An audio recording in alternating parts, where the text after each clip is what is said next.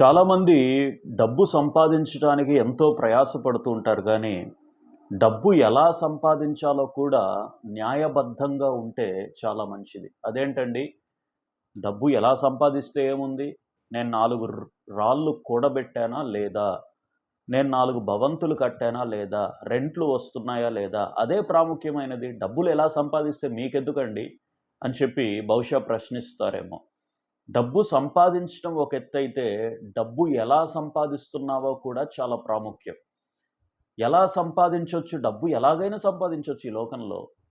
బహుశా తప్పుడు విధానాల ద్వారా, ఏదైనా లంచాల ద్వారా సంపాదించొచ్చు. ఏదైనా తప్పుడు కార్యాల ద్వారా, ఏదైనా భూమి ఆక్రమించి సంపాదించొచ్చు.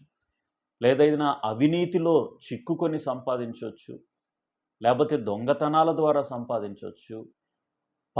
విధాలుగా, విధాలుగా డబ్బులు సంపాదించొచ్చు. కానీ, డబ్బులు ఏ విధంగా సంపాదిస్తున్నావు నీవు అనేది కూడా ఒక పాయింట్. డబ్బులు ఉండడం గొప్ప కానే కాదు. డబ్బులు ఉండడం గొప్ప కాదు.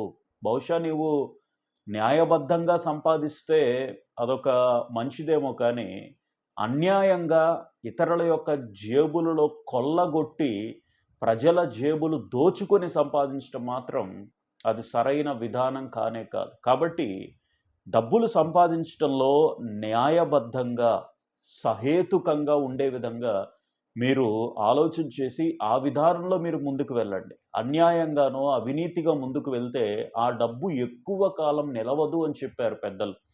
ఎక్కువ కాలం నీ డబ్బులు నిలవాలన్నా, ఆ తరతరాలు ఆ డబ్బుల ద్వారా అనుభవము, ఆనందాన్ని అనుభవించాలన్నా గానీ, న్యాయబద్ధంగా ఆ డబ్బును సంపాదిస్తే అది చాలా బావుంటది. చాలామంది ఆత్మాభిమానాన్ని కూడా చంపేసుకొని డబ్బుల కోసం ఆరాటపడుతూ ఉంటారు.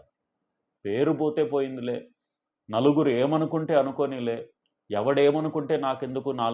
4 నా జేబులోకొచ్చాయా లేదా అని చెప్పి ఆత్మాభిమానాన్ని తాకట్టు పెట్టి డబ్బు సంపాదించేవారు చాలామందున్నారు. అది సరైన పద్ధతి కానే కాదు.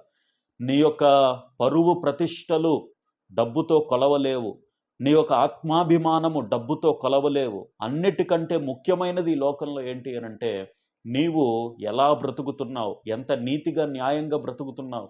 అది మాత్రమే ఈ లోకం నుంచి నువ్వు తీసుకొని వెళ్ళగలవు గానీ, ఎన్ని కోట్లు కూడబెట్టినా ఒక్క పైసా గూడా ఈ లోకం నుంచి పట్టుకెళ్ళలేవు. ఈ విషయాన్ని గుర్తించి గమనించాలని కోరుతున్నాను.